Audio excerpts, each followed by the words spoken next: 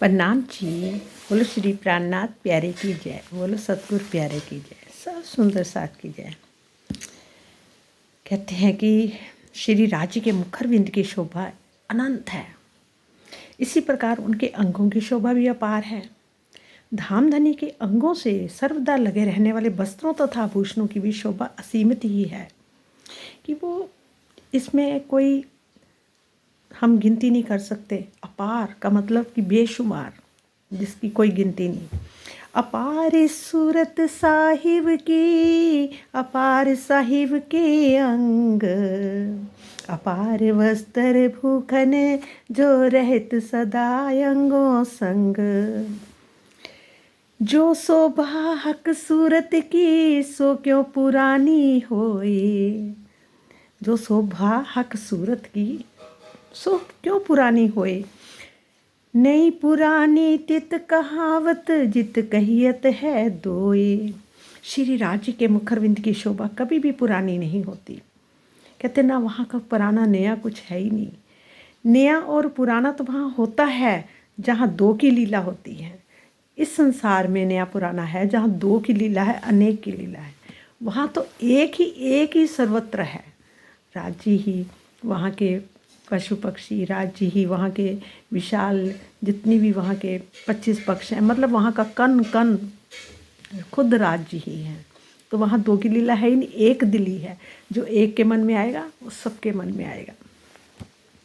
और परम धाम में भी ब्रह्म सृष्टियाँ अपने हृदय की इच्छा के अनुसार ही धनी की शोभा का दीदार करती हैं। असल में क्या है, वहाँ तो ये लगता था कि हम सखियाँ अपने पिया जी को रिझाती हैं और हम आशिक हैं, पर होता क्या है, अब राजी ने यहाँ लाकर हमको समझाया, हमें बताया कि वो मैं ही हूँ। पहले मेरे दिल में जो बात आती है वो सबके दिलों में बात आती है। और हम कहती थी कि हम पिया जी को रिझाते हैं, हम इसलिए आशिक हैं। अब हमारे पिया क्या कहते हैं, देखो जहाँ के हम तो भूल गई, वहाँ तो प्रण करके आई थी। अरे राजी, आपको कैसे भूलेंगे, आपको भला भूल सकते हैं। तो यहाँ के क्या हम सब भूल गई। तो राजी कहते ना कि अब कौन है, किसको याद है, राजी को याद है ना, हम सब तो सब यहाँ आके भूल गई हैं। तो राजी में कहते, रूहो मैं हूँ तुम्हारा आशिक। अब वो आशिक है और हम माशूक हैं।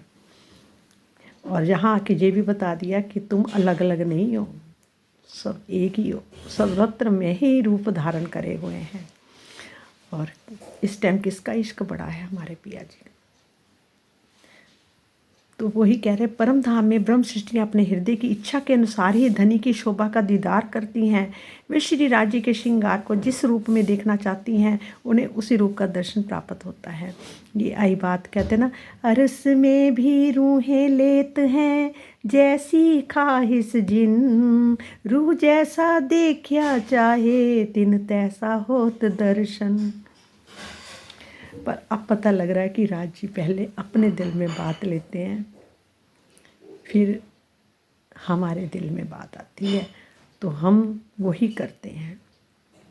जैसे हम कहते हैं ना, पशु पक्षी जो जानवर जितने भी वहाँ के हैं, है तो वो राज्य के ही रूप हैं। वो अपनी रूहों को रिझाने के लिए तरह तरह की करामातें करते हैं, हमें रिझाने के लिए, हमें खुश करने के लिए, हम आत्मा को। देखो राज्य हमारे लिए कितना करते, और हम समझे ही नहीं वहाँ रह के। अब यहाँ द्वैत में लाके हमें समझाया, इस संसार में लाके अपनी ब्रह्म सृष्टियों को समझा रहे हैं कि मैं तो हर चीज़ खुद ही है, और अनेक अपार अपार वहाँ जो कुछ भी है वो अपार है, गिनती से परे है। मतलब कि वहाँ कोई गिनती नहीं है किसी चीज़ की। कह रहे हैं कि परम धाम की ब्रह्म सृष्टियों के बिना नखों के तेज को अन्य कोई भी वहाँ सहन नहीं कर सकता। मतलब कि वहाँ नहीं, जहाँ नहीं कोई सहन कर सकता। कहते ना, तेज कोई ना सह सके बिना अरस रूह मोमिन, तेज उड़े परदाय अंधेरी ये सहे बका अरस तन। परम धाम की ब्रह्म सृष्टियों के बिना नखों के तेज को अन्य कोई भी सहन नहीं कर सकता, और इनके नूरी तेज से माया का ये तन रूपी पर्दा छूट सकता है। यहाँ वो नूर नहीं आया, ना हमें वो नूर दिखाई दे रहा है। और इसे तो मात्र परम धाम के अखंड नूरमयी तन ही सहन कर सकते हैं उस नूर को। तो मतलब कि हम ब्रह्म सृष्टियों के जो वहाँ तन है, पर आत्म है, मूल है हमारा, वो सहन कर सकते हैं, यहाँ नहीं सहन कर सकते उस नूर को। जहाँ कहते हैं ना, कभी नहीं, ये कदापि नहीं सोचना चाहिए कि चितवनी करने से या राज्य के दर्शन से ये पंचभौतिक तन छूट जाएगा। यदि धनी को शोभा का ध्यान करना इतना अशुभ होता तो श्री मुखबानी में सर्वत्र ही चितवनी की महत्ता को क्यों दर्शाया जाता। वर्तमान समय में पृथ्वीवासी जो हैं, सूर्य से अरबों खरबों किलोमीटर की दूरी है, और यदि यही पृथ्वी सूरज के बहुत नज़दीक हो जाए तो कुछ भी नहीं बचेगा, बल्कि सब कुछ अग्नि स्वरूप हो जाएगा। इसी तरह से धामधनी के चरणों के नखों में तो करोड़ों सूर्यों का तेज है, मतलब एक नख के अंदर भी करोड़ों सूर्यों जैसा तेज है। उसे ये पंचभौतिक तन कैसे सहन कर सकता है? नहीं कर सकता। सुंदर साथ जी, इस चौपाई में नूरी तनों और पंचभौतिक तनों में भेद दर्शाया गया है। नूरी तन बर्दाश्त कर सकते हैं, जहाँ के पंचभौतिक तन उस नूर को बर्दाश्त नहीं कर सकते। कि माया के ये तन परमधाम की एक कंकड़ी के भी तेज को सहन नहीं कर सकते, मतलब वहाँ का एक कंकड़ी को भी तेज को यहाँ माया के लोग सहन नहीं कर सकते, क्योंकि ये स्वप्नवत है। इनके विपरीत ब्रह्म सृष्टियों के नूरी तन परमधाम के अनंत तेज के बीच रहते हैं, क्योंकि वे धनी के साक्षात अंग हैं और उनका भी स्वरूप नूरमयी है। चितवनी में केवल आत्मिक दृष्टि ही परमधाम जाती है। वहाँ क्या जाता है? चितवनी करने पर आत्मिक दृष्टि, जो आत्मिक दृष्टि जहाँ आई है, जानी परम धाम में सब हम सब बैठी हैं, पिया जी के सामने बैठी हैं और हम पिया जी को देख रहे हैं और पिया जी हमें देख रहे हैं, नज़र से नज़र मिली हुई है। पर उसके बाद क्या हो गया? हम देख रहे हैं पर वो उनका दिल ही जैसे पर्दा बन गया, पर्दे के उस पर्दे के ऊपर बैठे हम परात्म जो है वहाँ देख रहे हैं, और हमारी नज़र को उन्होंने इस धरती पर ले आए। वैसे तो ये धरती भी क्या है, ये संसार भी उन्होंने एक रचा है, ब्रह्मांड अपनी ब्रह्म सृष्टि को दिखाने के लिए, और ये संसार को दिखाने के लिए उन्होंने सपने का एक देखा जाए, ये संसार है आदि नारायण के सपने का, जानी अक्षर ब्रह्म के मन का ये स्वरूप है, मन में जो सपना चल रहा है उसका स्वरूप है। तो क्या है, तो वहाँ बैठे तो हम केवल देख तो राज्य को रहे हैं, पर हमारी नज़र से हम उस पर्दे पर क्या देख रहे हैं? ये संसार देख रहे हैं, और ये जो शरीर है इनको हम अपने आप को मैं समझ रहे हैं कि हम ये हैं, असल में हम नहीं हैं। ये हमारी नज़र यहाँ आई है, और नज़र ने भी परात्म का ही स्वरूप धारण कर लिया हुआ है। राज्य के हुक्म ने भी हुक्म का ही अपना ही स्वरूप धारण करके इस धरती पे आए हैं, पर हुक्म, और इस टाइम धरती पर उनका हुक्म ही चल रहा है। और हमें किसी को भी देख करना कुछ ज़्यादा कम नहीं करना चाहिए, क्योंकि जो लोग आज सब देवी देवताओं की सब जगह पूजा कर रहे हैं, हम भी यही करते आए हैं, हमने भी यही किया है, और धीरे धीरे राज जी ने हमें जगाया। हमें हमारे अंदर खोज थी कि वो असली कौन है, असली मणि कौन सी है, कहते अपने अंदर ही मणि है, तो वो मणि कौन सी है? अब पता चला कि वो मणि कौन है। अब हम कौन हैं, हम आत्माएं भी कौन हैं, और ये भी पता चला कि हर एक के भीतर सब के भीतर आत्मा नहीं है।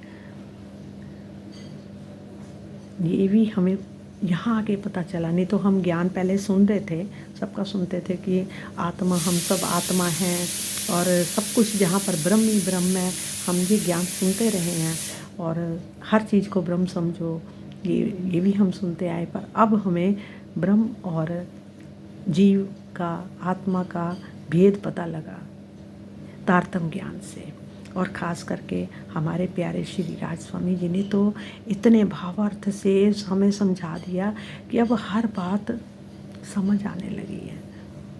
ये राज जी की मेहर है, और कैसे उनके अंदर बैठ के राज जी ने ये सारा इतना खोल खोल के ज्ञान हमारे लिए, हमें तो पका पकाया भोजन मिल गया, हमें तो मेहनत भी नहीं करनी पड़ी, हमें तो क्या मिला? पका पकाया भोजन, खाओ, वो चीज़ है। कहते हैं ये मूल मिलावे में परात्म के नूरी तन ही विद्यमान है। मूल मिलावे में तो नूरी तन विद्यमान है, वो जो धामधनी के नूरी ज्योति से सींचे जाते हैं। ब्रह्म सृष्टियों के ये तन परम धाम के हैं। इनकी नूरी नज़रों के सामने माया का ये ब्रह्मांड रह नहीं सकता। प्रणाम सुंदर साज जी। देखा जाए हमारे लिए हमारे प्रीतम कितनी मेहनत कर रहे हैं, कैसे कैसे हमें जगा रहे हैं, फिर भी हम बार बार सो रहे हैं। माया के ब्रह्मांड में हम बार बार खो जाते हैं, भूल जाते हैं राज जी को। ये हमारे साथ नहीं, सबके साथ हो रहा है। सभी इसी बात पे कह रहे हैं कि दर्शन नहीं हो रहा, दर्शन नहीं हो रहा, दर्शन नहीं हो रहा। पर राज जी क्या कहते हैं, अरे दर्शन देना मेरे लिए कौन सा मुश्किल काम है। मैंने तो तुम तो इस ब्रह्मांड के राजा बनना चाहते थे, मैंने तो तुम्हें सारे ब्रह्मांडों का राजा बना दिया, रानियाँ राजे बना दिए। अब तुमको दुनिया पूजेगी, तुमको वो देवी देवता सब पूजेंगे। इतनी बड़ी हमारे साथ राज जी कृपा हमारे पर मेहर कर रहे हैं। पर अब क्या है, अभी भी बहुत है कि अगर हम माया में अभी भी फंसे रहेंगे, जो जीव फंसा रहेगा, कोशिश तो जीव को करनी पड़नी, बार बार जीव को मेहनत करनी पड़ेगी। और अगर ये जीव मेहनत नहीं करेगा तो आत्मा जहाँ से चली जाएगी, फिर ये चौथी पंचमी दूसरी तीसरी विश्व में ही ये जीव जाएगा। अब सोच लो कि क्या करना है। परम धाम वाले अपने प्रीतम से जुड़ना है कि और जगह से जुड़ना है, ये अब आपकी परीक्षा है। प्रणाम जी, जो गलती हो माफ़ करना।